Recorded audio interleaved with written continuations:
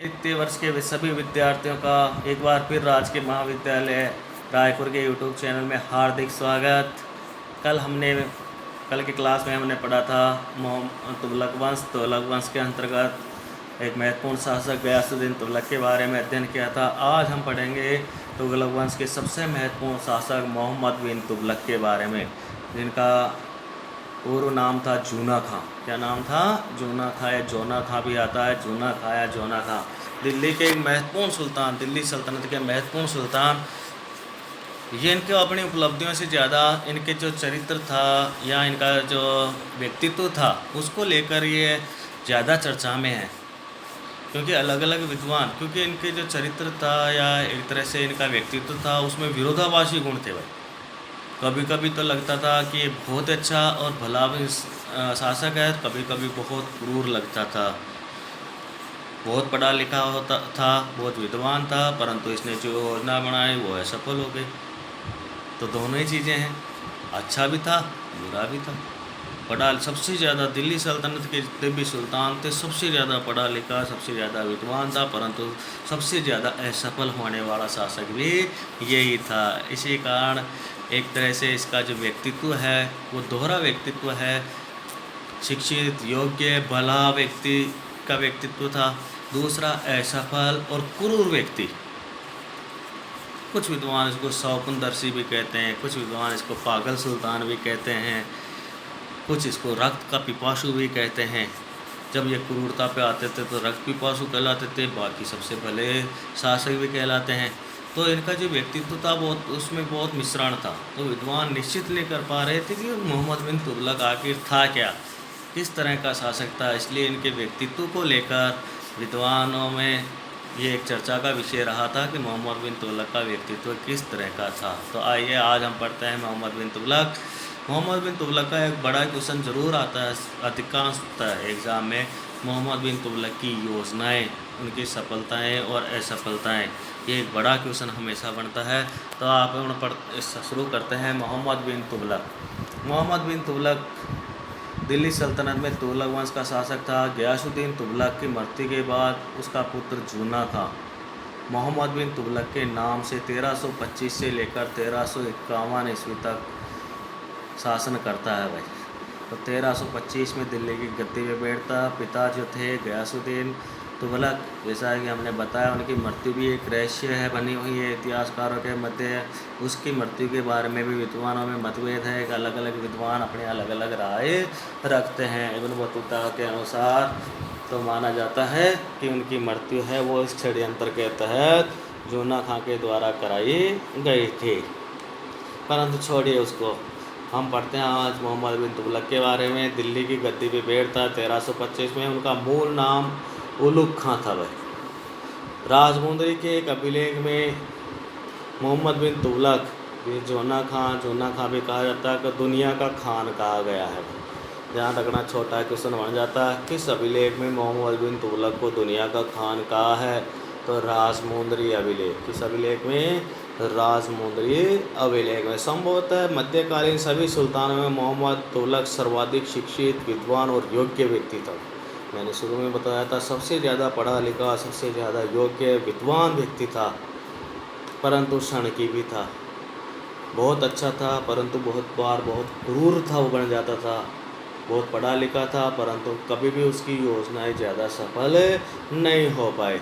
अपनी सनक भरी योजनाओं, क्रूर कृत्यों एवं दूसरे के सुख दुख के प्रति उपेक्षा भाव रखने के कारण उसे सौपनशील, पागल, रक्त पिपासु आदि कई नामों से जाना जाता है। उनको अलग अलग विद्वान, कोई तो कहता है सौपनशील है क्योंकि उनकी योजनाएं थी वो बिल्कुल व्यवहारिक नहीं थी, कोई भी योजना उसकी सफल नहीं हुई। कुछ विद्वान उसको पागल कहते हैं, कुछ विद्वान उसको रक्त पिपासु कहते हैं। बरनी, सरहिंदी, निजामुद्दीन, बदायूं एवं फरिश्ता जैसे इतिहासकारों ने सुल्तान को अधर्मी घोषित किया है, क्योंकि उसके हिंदुओं के प्रति उसकी नीति थोड़ी अच्छी थी। हिंदू त्यौहार उन्होंने मनाना दरबार में प्रारंभ कर दिया, इसलिए उसे अधर्मी भी कहा जाने लगा। बहुत सारी गैर इस्लामिक जो परंपराएं थी उन परंपराओं को इसने दिल्ली अपने दरबार में लागू कर दिया, इसलिए उसको अधर्मी भी घोषित किया गया। सिंहासन पर बैठने के बाद तुगलक ने अमीरों और सरदारों को विभिन्न उपाधियां और पद प्रदान किए। उसने तातार खां को बहराम खां की उपाधि, मलिक काबुल को इमामुल मुल्क की उपाधि एवं वजीर ममालिक का पद दिया। पर कालांतर में उसने खानजहाँ की उपाधि के साथ गुजरात का हाकिम बनाया। उसने मलिक अयाज को ख्वाजा जहान की उपाधि प्रदान करने के साथ ही सेना इमारत का पद दिया। मौलाना गयासुद्दीन को कुतलुक खां की उपाधि के साथ वकील दर की पदवी, अपने चचेरे भाई फिरोज शाह तुगलक को नायब बारबक का पद प्रदान किया। तो जैसे इसे राजगद्दी में बैठता है, अपने विभिन्न विश्वसनीय जो सरदार थे उनको विभिन्न पद देते हैं, पद प्रदान करते हैं, विभिन्न प्रकार की उपाधियाँ उनको प्रदान करते हैं।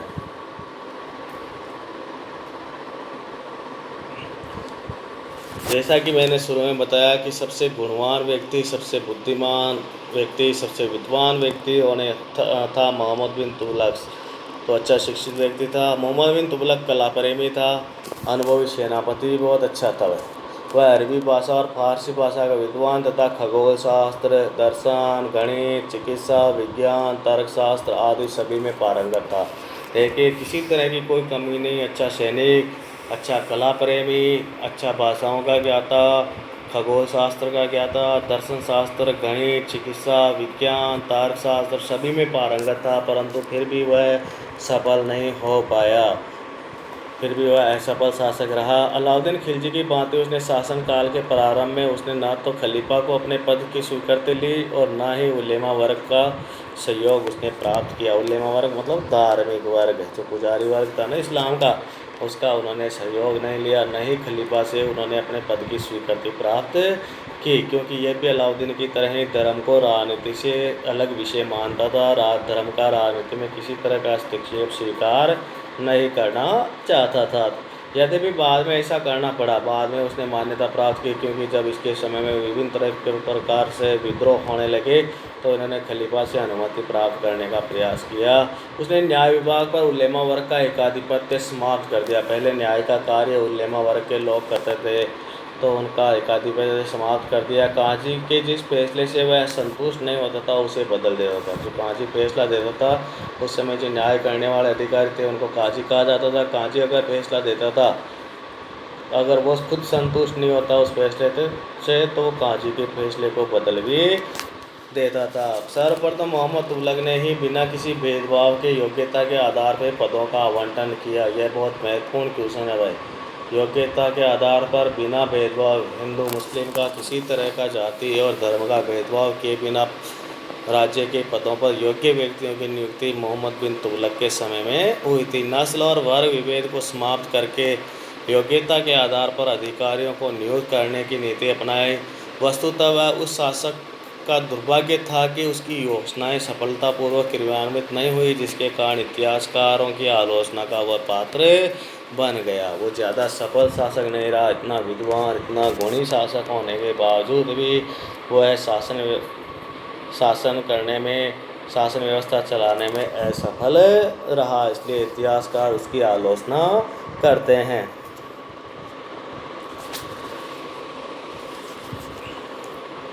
मोहम्मद बिन तुगलक के सिंहासन पर बैठते समय दिल्ली सल्तनत कुल 23 प्रांतों में बटा हुआ था। ध्यान रखना भाई, मोहम्मद बिन तुगलक के समय दिल्ली में 23 प्रांतों में बटा हुआ था। दिल्ली जिनमें मुख्यतः दिल्ली, देवगिरी, लाहौर, मुल्तान, सुरसती, गुजरात, अवध, कन्नौज, लखनौती, बिहार, मालवा, राजनगर, उड़ीसा, द्वार समुद्र आदि थे। कश्मीर और बलूचिस्तान भी दिल्ली सल्तनत में शामिल थे। दिल्ली सल्तनत की सीमा का सर्वाधिक विस्तार इसी के शासनकाल में हुआ। सबसे ज़्यादा जो राज्य था, विस्तृत राज्य था, दिल्ली सल्तनत का सबसे विस्तृत राज्य मोहम्मद बिन तुगलक के समय में ही हुआ। परंतु उसकी क्रूर नीति के कारण राज्य में विद्रोह प्रारंभ हो गए। जगह जगह उसके खिलाफ विद्रोह शुरू हो गए, जिसके फलस्वरूप दक्षिण में नए स्वतंत्र राज्यों की स्थापना हुई और यह क्षेत्र दिल्ली सल्तनत से अलग हो गए। बंगाल भी स्वतंत्र हो गया। राज्यारोहण के बाद मोहम्मद बिन तुगलक ने कुछ नवीन योजनाओं का निर्माण किया, परंतु ये योजनाएं हैं वो बिल्कुल असफल रही। उसकी प्रमुख जो योजनाएं हैं वो ध्यान रखने वाली है। पहली योजना दोआब में करवर्दी। दोआब क्षेत्र, दोआब का मतलब है दो नदियों के बीच का स्थल, गंगा और उसके आसपास का जो क्षेत्र है उस क्षेत्र को कहा जाता है दोआब, जो काफ़ी उपजाऊ था। तो यही सोच के मोहम्मद बिन तुगलक ने यहाँ कर में वर्दी कर दी कि ये क्षेत्र बहुत उपजाऊ है, यहाँ ज़्यादा आय होती है, तो इसलिए ज़्यादा टैक्स लेना चाहिए। दूसरा महत्वपूर्ण काम किया राजधानी परिवर्तन। इसने राजधानी को बदल दिया, कहाँ से, दिल्ली से देवगिरी कर दिया। परंतु बाद में उसे अपना निर्णय बदलना पड़ा और राजधानी फिर से दिल्ली बनाई गई। तीसरा महत्वपूर्ण जो योजना थी वो थी सांकेतिक मुद्रा का प्रचलन करना। जैसे आजकल की मुद्रा चलती है वो सांकेतिक मुद्रा कहलाती है, क्योंकि ये कागज़ का टुकड़ा है। एक कागज़ का टुकड़ा 10 रुपये का है, एक कागज़ का टुकड़ा ही 2000 रुपये का है। तो वो कागज़ पे जो लिखा हुआ है ना उससे उसकी कीमत होती है, कागज़ से कोई कीमत नहीं होती है। तो इस मुद्रा को कहते हैं सांकेतिक मुद्रा। तो ऐसे ही मुद्रा मोहम्मद बिन तुगलक के समय चलाई। उसने तांबे और कांसे के सिक्के चलाए और उनकी रेट चांदी के सिक्कों के बराबर रखी गई। परंतु ये योजना भी क्योंकि उसके समय के अनुकूल नहीं थी, उस समय इतनी प्रचलन में नहीं आ पाती थी, वो समय बहुत इस तरह की मुद्रा चलाने के लिए उपयुक्त नहीं था। तो ये योजना भी असफल रही। अगली योजना है खुरासान और कराची पर अभियान करने की योजना, और यह अभियान भी असफल रहा। कराची जो योजना है यह कराची अभियान भी उसका असफल रहा। तो ये जो योजनाएं थी इसका हम विस्तार से अध्ययन करते हैं। पहली योजना है दोआब क्षेत्र में कर की वृद्धि करना है। जैसा कि मैंने बताया है गंगा यमुना के आसपास का जो क्षेत्र है वो बहुत उपजाऊ था, इसलिए मोहम्मद बिन तुगलक ने वहाँ कर बढ़ा के कर की दर कितनी कर दी, 50%। परंतु उसी वर्ष जिस वर्ष इसने कर बढ़ाया उसी वर्ष, क्योंकि इसकी किस्मत बहुत ख़राब थी, तो उसी वर्ष इस क्षेत्र में अकाल पड़ गया। मोहम्मद बिन तुगलक के अधिकारियों ने ज़बरदस्ती यहाँ पे कर इकट्ठा करने लगे, कर वसूल करने लगे। तो इससे क्या हुआ, सुल्तान के खिलाफ यहाँ के किसानों के द्वारा, ज़मींदारों के द्वारा यहाँ पे सुल्तान के खिलाफ विद्रोह प्रारंभ कर दिया। तो यह जो योजना थी तुगलक की योजना थी ज़्यादा कर लेने की, वो कर लेने की योजना असफल हो गई। लोग किसान जो थे, जमींदार थे, वो खेती को छोड़ छोड़ के भाग गए, कृषि करने वाले नहीं बचे। बाद में जब स्थिति का पता चला मोहम्मद बिन तुगलक को, तो उन्होंने उनको राहत देने का प्रयास किया, परंतु जब तक बहुत देर हो चुकी थी। तो कृषि जो अच्छी होती थी इस क्षेत्र में, उस क्षेत्र का विनाश हो गया। मोहम्मद बिन तुगलक की योजना असफल हो गई। इसी के साथ उसने एक और योजना बनाई थी कि उसने एक अलग से कृषि विभाग स्थापित किया, जिसे दीवान अमीर को ही नाम से जाना जाता। ध्यान रखना भाई, अलग से कृषि के लिए विभाग तैयार किया, और साथ ही साथ उसने कुछ भूमि निश्चित की जिस पे राज्य के द्वारा कृषि कराई गई। एक निश्चित ज़मीन ले ली गई और दीवान अमीर कोई के नेतृत्व में उस सरकारी ज़मीन पे कृषि करवाई। परंतु कर्मचारियों के भ्रष्टाचार, किसानों की उदासीनता, भूमि का अच्छा न होना इत्यादि कारणों से कृषि की उन्नति संबंधी जो योजनाएं थी वह असफल हो गई और 3 वर्ष पश्चात उस योजना को समाप्त करना पड़ा। तो मोहम्मद बिन तुगलक की जो दोआब कर वृद्धि और कृषि सुधार की जो योजनाएं थी वह असफल हो गई। इसी ने सबसे पहले मोहम्मद बिन तुगलक ने किसानों को कम ब्याज दर पर ऋण उपलब्ध कराया, जिसे सौंदर भी कहते हैं, तकावी भी कहते हैं। ध्यान रखना भाई, सबसे पहले सौंदर और तकावी ऋण की जो व्यवस्था थी वो सबसे पहले किसने कराए, मोहम्मद बिन तुगलक ने। अगली जो योजना है वह योजना है राजधानी परिवर्तन। दूसरी योजना क्या है, राजधानी परिवर्तन। तुगलक ने अपनी दूसरी योजना के अंतर्गत राजधानी को दिल्ली से देवगिरी स्थानांतरित किया। पहले राजधानी क्या थी, दिल्ली।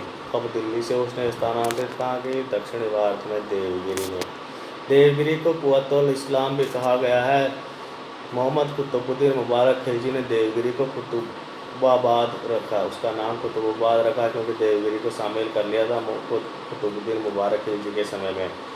तो आपको पता है अलाउद्दीन ने भी देवगिरी को जीता, परंतु उसने कभी भी देवगिरी को अपने राज्य में सीधा शामिल नहीं किया, केवल कर लेने तक सीमित रहा। परंतु कुतुबुद्दीन मुबारक खिलजी ने देवगिरी को दिल्ली सल्तनत में शामिल कर लिया था, और मोहम्मद बिन तुगलक ने इसका नाम बदलकर दौलताबाद रख दिया और इसको अपनी नई राजधानी बनाई दिल्ली के स्थान पर।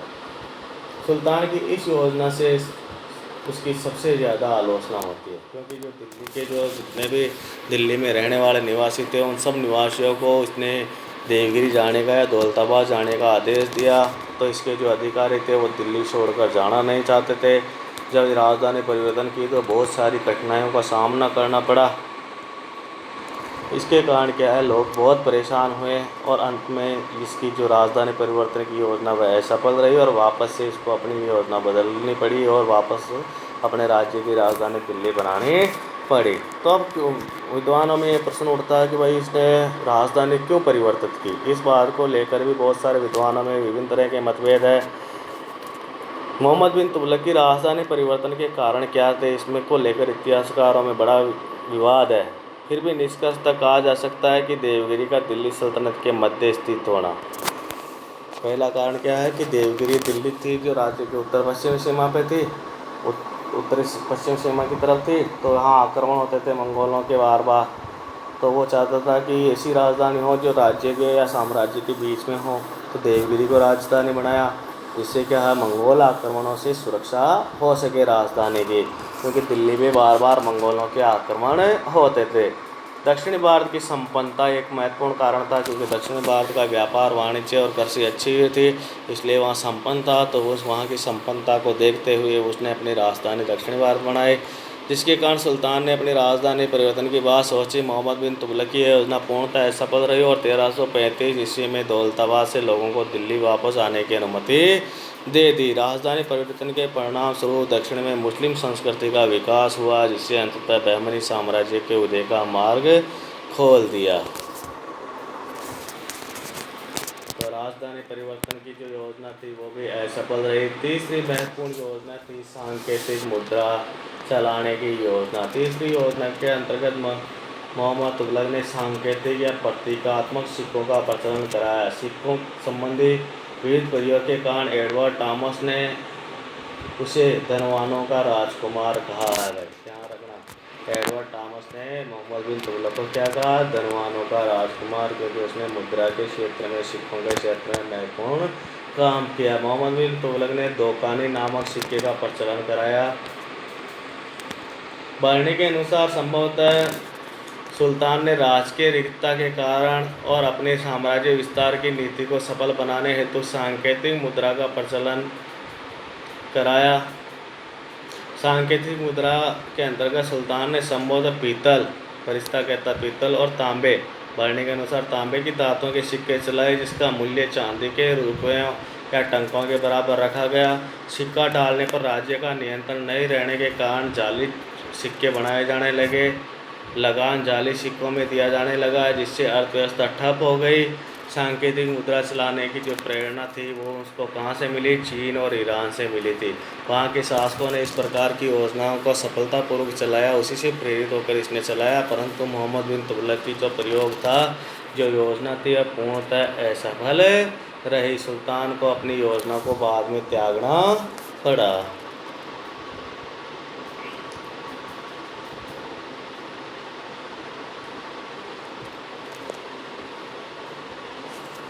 सुल्तान को इसकी जो प्रेरणा है, इस योजना की जो प्रेरणा है, वो कहाँ से मिली थी? ये मिली थी 12वीं शताब्दी के चीन के शासक थे कुबलाई खां। उन्होंने कागज़ की मुद्रा चलाई थी और उनका प्रयोग सफल रहा था। उन्हीं को देखते हुए उन्होंने तांबे और पीतल के सिक्के चलाए। इसी क्रम में फारस के शासक गाई खातू खां ने चमड़े के सिक्के चलाए। ये दोनों ही सिक्के असफल रहे, परंतु मोहम्मद बिन तुगलक की जो योजना थी वह असफल रही।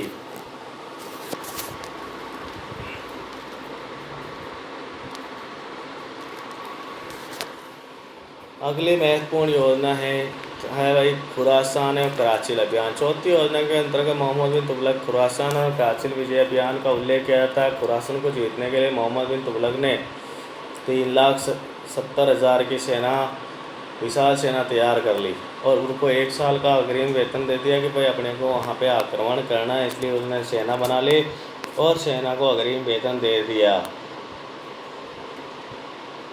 परंतु उस समय तक राजनीतिक परिस्थितियाँ परिवर्तित हो गई 1 साल बाद, और सुल्तान को जो है अपनी योजना परिवर्तित करनी पड़ी। इसके कारण क्या होता है कि सुल्तान को अपनी जो सेना उसने भर्ती की थी 3,70,000 की, उस सेना को वापस से डिसमिस करना पड़ता है। 1 साल का उसको वेतन दिया। उसके कारण भी राज्य की आर्थिक हानि हुई, खूब पैसे खर्च हो गए।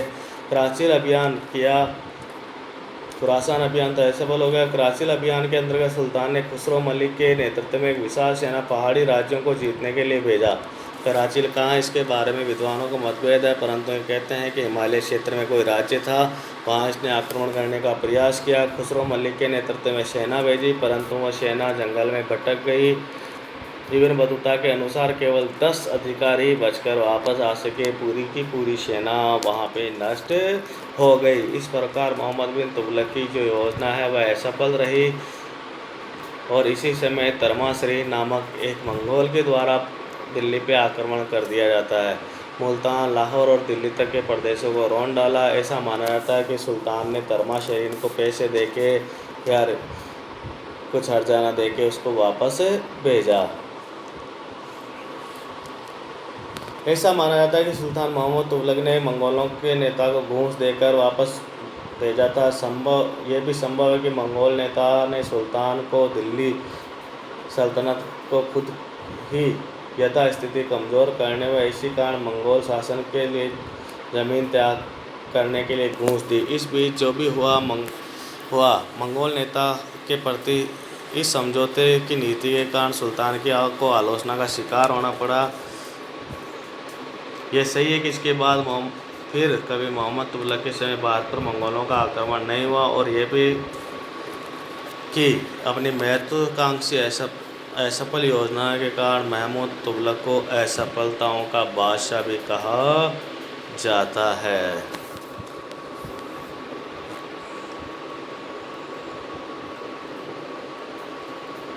मोहम्मद तुगलक के समय में बहुत सारे विद्रोह हुए भाई, क्योंकि साम्राज्य इतना बड़ा हो गया था। साथ ही साथ इसके मोहम्मद बिन तुगलक की जो नीतियाँ थी वो नीतियाँ ऐसी थी जिसके कारण बहुत ज़्यादा, सबसे ज़्यादा विद्रोह है वो इसी के समय हुए। लगभग 34 विद्रोह हुए भाई इसके समय में, जिनमें 27 विद्रोह अकेले दक्षिणी भारत में हुए। 27 विद्रोह दक्षिणी भारत में हुए हैं और बाकी के जो विद्रोह हैं वो विद्रोह अपने उत्तर भारत में हुए हैं। सुल्तान मोहम्मद तुगलक के शासनकाल में कुछ महत्वपूर्ण विद्रोह हुए। प्रथम विद्रोह मोहम्मद तुगलक के चचेरा भाई सुल्तान गुरशास ने किया, जो गुलबर्गा के निकट सागर का सूबेदार था। वह सुल्तान द्वारा पूरी तरह पराजित हुआ। मोहम्मद बिन तुगलक के विरुद्ध सिंध मुल्तान के सूबेदार बहराम आयबाउद किस्लू खान ने विद्रोह किया। सैयद जलालुद्दीन हसन शाह नामक मालाबार विद्रोह हुआ। बंगाल में विद्रोह हुआ। बाद में शमसुद्दीन के नेतृत्व में बंगाल दिल्ली सल्तनत से अलग हो गया। कड़ा के सूबेदार निज़ाम बाई का विद्रोह हुआ। बीदर के सूबेदार नुसरत खां का विद्रोह हुआ। गुलबर्ग के अली शाह का विद्रोह हुआ। कहने का मतलब है कि मोहम्मद बिन तुगलक के समय सबसे ज़्यादा विद्रोह हुए, जिससे दिल्ली सल्तनत कमज़ोर हो गई और तुगलक वंश के पतन का एक महत्वपूर्ण कारण सिद्ध हुआ। इसी के समय में 1336 में मोहम्मद बिन तुगलक के समय में ही 1336 में दक्षिणी भारत में हरियर और बुक्का नामक 2 भाइयों ने एक स्वतंत्र राज्य की स्थापना की, जिसका नाम है विजयनगर साम्राज्य। अफ्रीकी यात्री इब्न बतूता 1333 ईस्वी में मोहम्मद बिन तुगलक ने अपने राजदूत के रूप में चीन भेजा। इब्न बतूता ने अपनी पुस्तक रहेला में मोहम्मद तुगलक के समय की घटनाओं का वर्णन किया। ध्यान रखना, इब्न बतूता मोरक्को का यात्री था।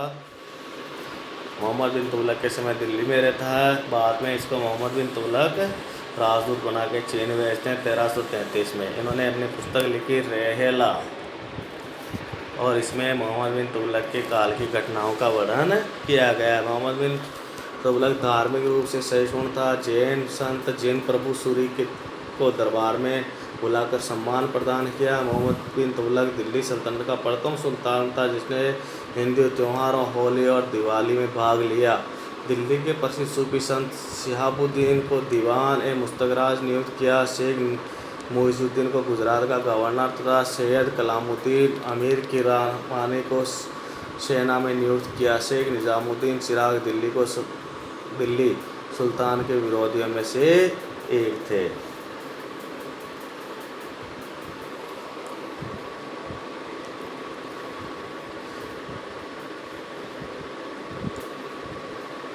मृत्यु। मोहम्मद बिन तुगलक की मृत्यु। अपने शासनकाल के अंतिम समय में जब सुल्तान मोहम्मद तुगलक गुजरात के विद्रोह को कुचलकर तारगी को समाप्त करने के लिए सिंध की ओर बढ़ा तो मार्ग में ठट्टा के निकट गोंडाल पहुंचकर गंभीर रूप से बीमार हो गया। यहाँ पर सुल्तान की 20 मार्च को मृत्यु हो जाती है। इसके मरने पर इतिहासकार बदायूनी ने कहा कि सुल्तान को उसकी प्रजा से और प्रजा को सुल्तान से मुक्ति मिल गई। इसामी ने सुल्तान मोहम्मद बिन तुगलक को इस्लाम का विरोधी बताया। डॉक्टर ईश्वरी प्रसाद ने उसके बारे में कहा कि मध्य युग में राजमुकुट धारण करने वालों में मोहम्मद बिन तुगलक निस्संदेह सबसे योग्य था। भाई, मुस्लिम शासन की स्थापना के पश्चात दिल्ली के सिंहासन को सुशोभित करने वाले शासकों में सर्वाधिक विद्वान सुसंस्कृत था। उसने अपने सिक्कों पर अल सुल्तान जिल्ली इलाह, सुल्तान ईश्वर की छाया, सुल्तान ईश्वर का समर्थक आदि वाक्यों को अंकित कराया। मोहम्मद बिन तुगलक एक अच्छा कवि और संगीत प्रेमी भी था। तो आज हमने मोहम्मद बिन तुगलक के बारे में अध्ययन कर लिया। अगली कक्षा में हम फिरोज तुगलक के बारे में अध्ययन करेंगे। इसी के साथ अपनी कक्षा समाप्त होती है।